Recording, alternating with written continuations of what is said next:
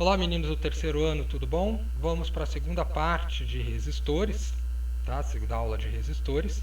Na primeira parte, ou na primeira aula, nós falamos de aparelhos resistivos, falamos da primeira e segunda leis de Ohm, tá? Falamos dos dispositivos de um circuito elétrico, ok? E, lógico, o resistor é um dispositivo que existe num circuito elétrico. E a característica do resistor mesmo é transformar energia elétrica em energia térmica. É isso que nós vimos na primeira parte da aula. Agora vamos falar de um elemento, de uma situação que ocorre, que é a potência elétrica. Vamos falar de potência elétrica e vamos relembrar um pouquinho da potência mecânica. Tá? Mas primeiro falamos dessas definições. Então vamos lá. Um resistor, quando submetido a uma tensão U e corrente elétrica I. Então nós temos aí a resistência elétrica, U sobre I. Ele há uma certa quantidade de carga elétrica percorrendo esse resistor por um determinado instante. Isso é a corrente elétrica. Então a corrente elétrica é a variação da carga no intervalo de tempo. Okay? Então isso acontece num resistor. Tranquilo? Então, o trabalho realizado pela força elétrica para deslocar a quantidade de carga de um ponto a outro do condutor, durante todo o intervalo de tempo, nós vimos lá na eletrostática, que nós chamamos trabalho da força elétrica, que é a quantidade de carga que deslocamos pela tensão, vezes a tensão. Okay? Então, trabalho elétrico, trabalho da força elétrica, quantidade de carga vezes tensão. É energia potencial. Vamos recapitular isso mais para frente. Então, para quem não lembra, é energia potencial. Então, o trabalho para deslocar essa quantidade de carga, tá? É quantidade de carga vezes a tensão, diferença de potencial. Tá? Então, vamos lá. Em mecânica, vamos definir trabalho como potência pelo tempo. Potência vezes o tempo, desculpa. Então, potência é a rapidez com que realizamos determinado trabalho ou transformamos uma energia.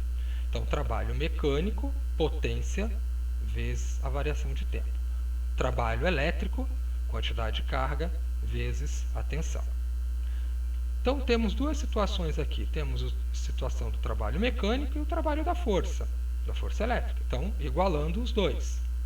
Potência vezes a variação de tempo, quantidade de carga, variação de carga, vezes a tensão. A diferença de potencial, DDP. Isolando a potência, chegamos à variação de carga vezes a tensão, diferença de potencial, divididos pela variação de tempo. O ΔQ sobre ΔT, nós já vimos que é a corrente elétrica, a intensidade da corrente elétrica. Então, podemos substituir pelo I, intensidade da corrente elétrica. Então, chegamos que potência é a DDP, ou seja, a diferença de potencial, vezes a intensidade da corrente elétrica que atravessa esse resistor. Tá? Então, potência elétrica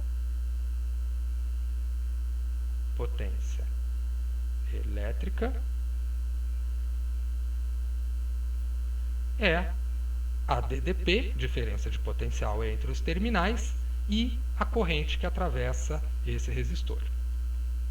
Então, chamaremos de potência elétrica. E a unidade é watts. Watts, pode ser, watt. E podemos fazer uma equivalência de 1 watts equivale a 1 joule por segundo, ou seja, a quantidade de energia, 1 joule, quantidade de energia por 1 segundo. Então, 1 watts é a quantidade de energia que atravessa esse resistor durante um tempo de 1 segundo. Ok? Então, lembrem-se bastante dessa equivalência. 1 watts equivale à quantidade de 1 joule de energia em 1 segundo que atravessa esse resistor.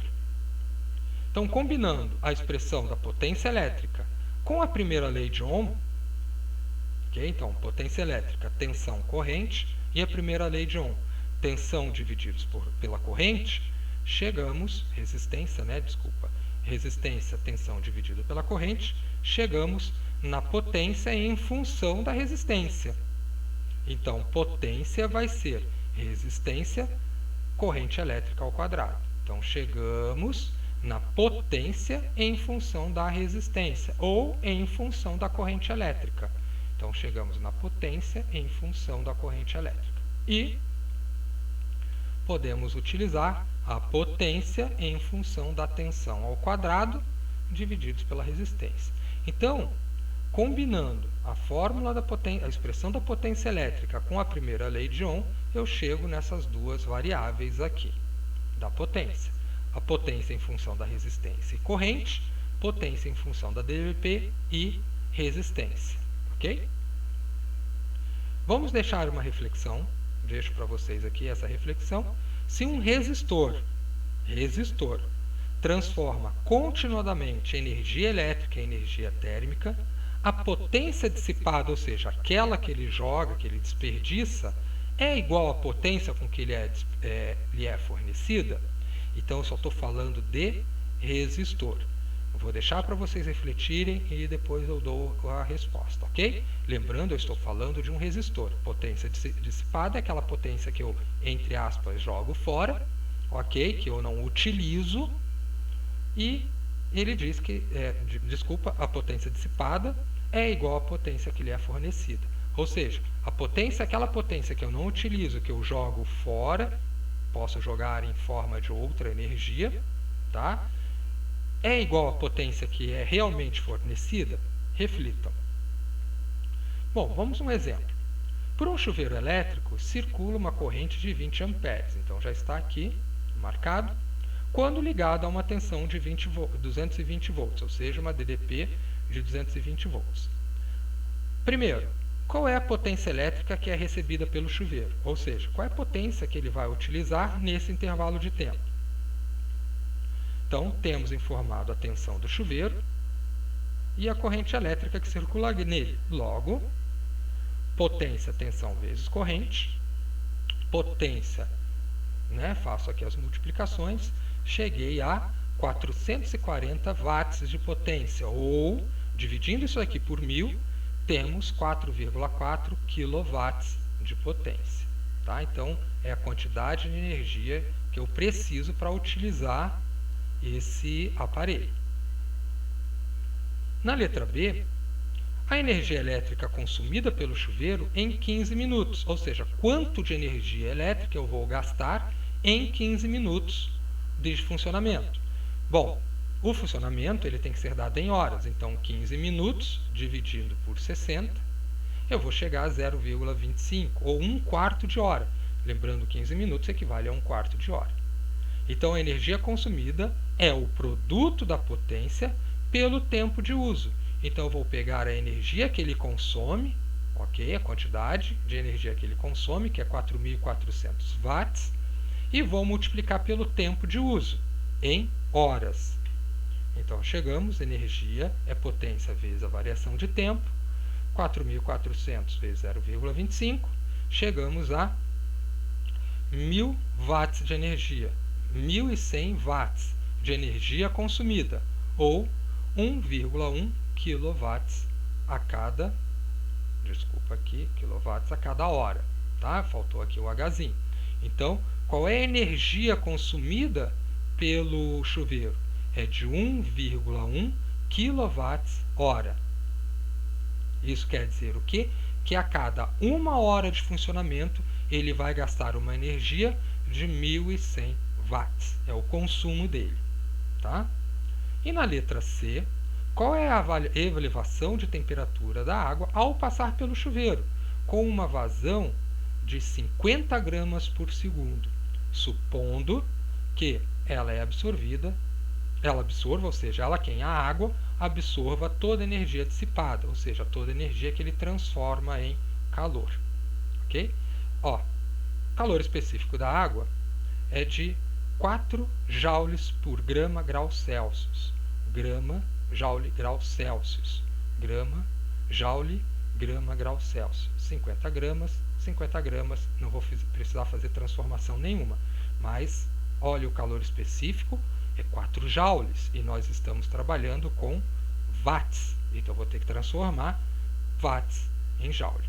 Então, a primeira situação, nós temos a vazão, que é de 50 gramas por segundo, que significa que a cada segundo de uso passa pelo chuveiro uma massa de 50 gramas. Beleza, está em gramas, o calor específico, não vou precisar transformar. E a potência calculada é de 4.400 watts. O que significa isso?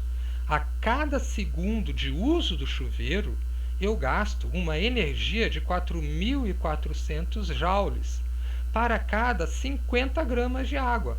Ou seja, se a minha vazão é de 50 gramas por segundo, eu vou gastar para cada 50 gramas de água uma energia equivalente a 4.040 joules. Eu vou gastar 4.040 joules de energia para esquentar 50 gramas de água a cada segundo. Tá? Então, a quantidade de calor que nós temos é de 4.400 joules. Tá? Aí nós vamos ter que lembrar, já que nós estamos trabalhando com energia térmica e de quantidade de calor, eu vou ter que trabalhar com a equação do calor sensível, que é a quantidade de calor necessária para elevar a temperatura, massa, calor específico, variação de temperatura. Então, que equação do calor sensível? Ela diz quantidade de calor necessária para elevar em 1 grau Celsius a massa de 1 grama de uma determinada substância. Ok? Então, nós temos a quantidade de calor, temos a massa, temos o calor específico da substância e queremos calcular a variação de temperatura que esse chuveiro, gastando essa energia, vai fazer em relação à água. Ou seja, ele vai aquecer. Então, como é dado o calor específico da água, ela absorve toda a energia dissipada. E ela absorve, né, toda a energia dissipada. Vamos calcular a variação de temperatura. Tá? Então, significa o quê? Que nessa vazão, a cada 50 gramas, quanto de energia, ou seja, quanto de calor, de elevação, essa água vai sofrer. Ou seja, a cada 50 gramas, quantos graus Celsius nós vamos aumentar a temperatura dessa água. Então, é só substituindo os valores. Quantidade de calor, massa, calor específico, variação de temperatura. Variação de temperatura, como aqui está multiplicando, vai passar para o outro lado dividindo. Então, quantidade de calor, massa, calor específico. Substituindo os valores, chegamos a 22 graus Celsius. Então, o que significa? Para essa vazão de 50 gramas por segundo que passa no chuveiro, esse chuveiro ele aquece essa quantidade de água a 22 graus Celsius. Então, aqui, nesse problema, nós temos um problema de energia, ou seja, um problema de resistor, de eletrodinâmica, que está sendo utilizada na energia térmica, na quantidade de calor necessária para elevar uma determinada massa de água. Ok? Agora, com vocês, resolver os problemas referentes à potência e resistores, tá? A primeira lei de Ohm e a primeira e segunda lei de Ohm e para potências, ok?